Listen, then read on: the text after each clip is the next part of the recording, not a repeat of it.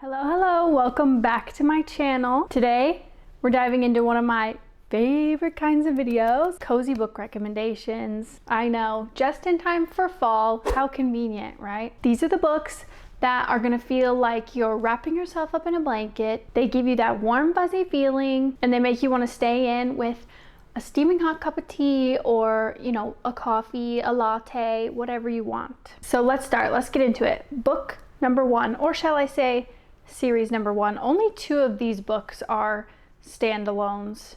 Sorry about that. Our first series is the Chestnut Spring series by Elsie Silver. I feel like whatever these books say the season is, I think you could kind of make it whatever you want.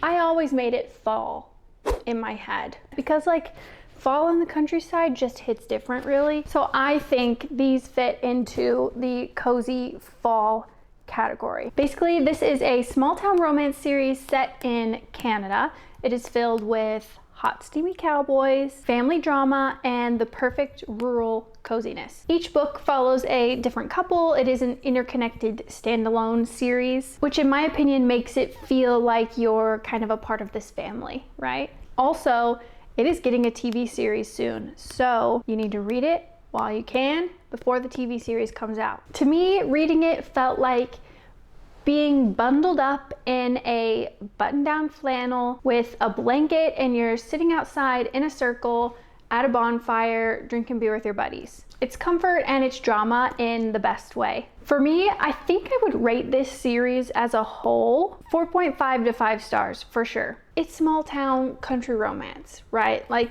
It's good, it's a little bit cheesy, it's a little bit corny, but the vibes are there. If you loved It Happened One Summer by Tessa Bailey or A Simple Wild by K.A. Tucker, then I'm pretty sure you will love this series. Okay, next is a duology right now. However, I'm pretty sure the third is coming out really soon, and it is Legends and Lattes and Bookshops and Bone Dust by Travis Baldree. I will always recommend this book, and if you become a frequent on my channel, be prepared to hear about these and another duology that is in this stack here. They are my absolute favorites of all time. The plot of Legends and Lattes follows an orc named Vic. She's decided to retire from a life of adventuring and decides to open up a coffee shop. That's literally it. It's low stakes, it's found family, and it's coffee, cinnamon rolls, a lot of really nice cozy feelings within this book. And I somehow think this one is even a little bit better.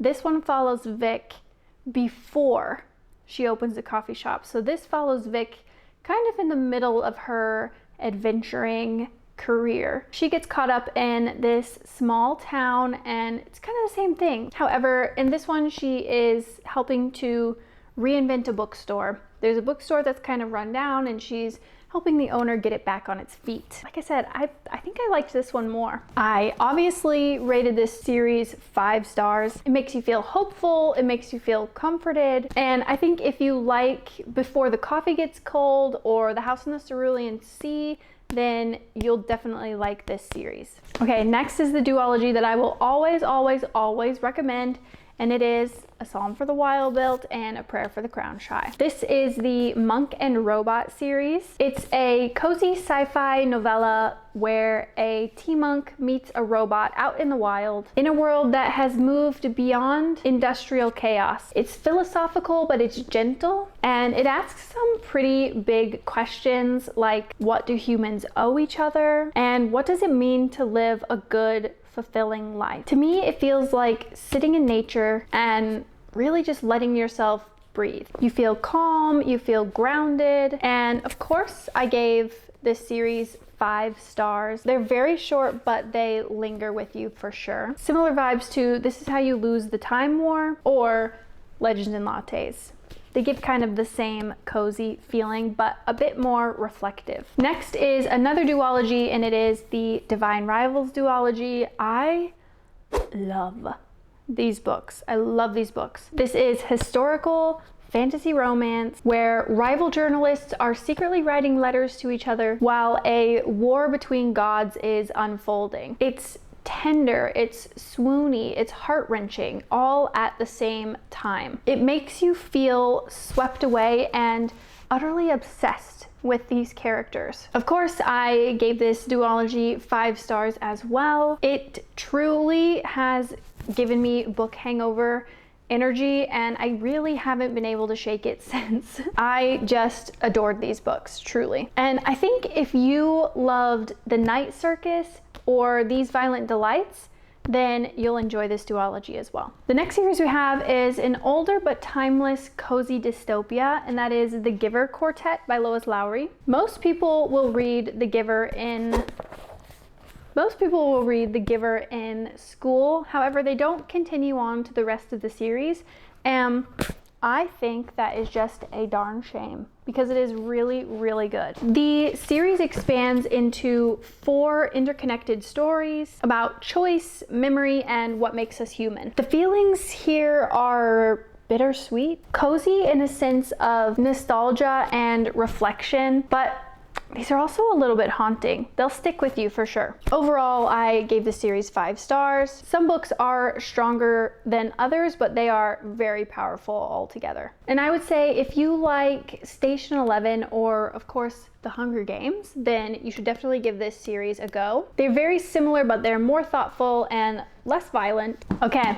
Now we're down to our only 2 standalones of this whole video, and they're both by the same author. The first being The Reappearance of Rachel Price by Holly Jackson. This one follows Belle, whose mother went missing years ago, and suddenly she reappears. It's more of a YA thriller than a soft, cozy book, but it has that bingeable, I can't put it down energy that's perfect for rainy fall days. It feels gripping, tense, but it's not too dark, like a cozy mystery that you can devour in one sitting. I gave this book 5 stars, and I would say if you liked One of Us is Lying, then you'll probably like this one as well. I loved this book, by the way. I ate it up. I read it, like I started it and then I put it down for about a month because I went on vacation and came back and just like speed read the rest of it. I did not want to put it down. It was really, really gripping and it kept me in the whole time. I really, really enjoyed it. And finally, we have Not Quite Dead Yet by Holly Jackson. This is her newest release and I am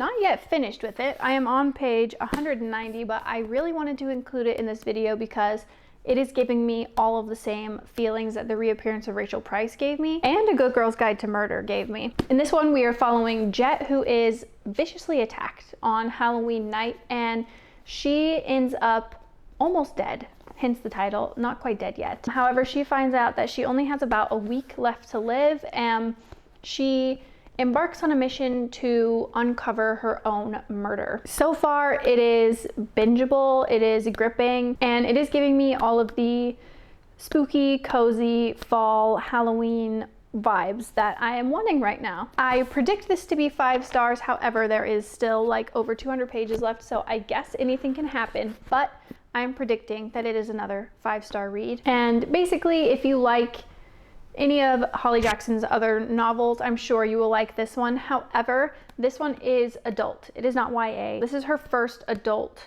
novel. So if you are the age of YA, maybe don't check this one out.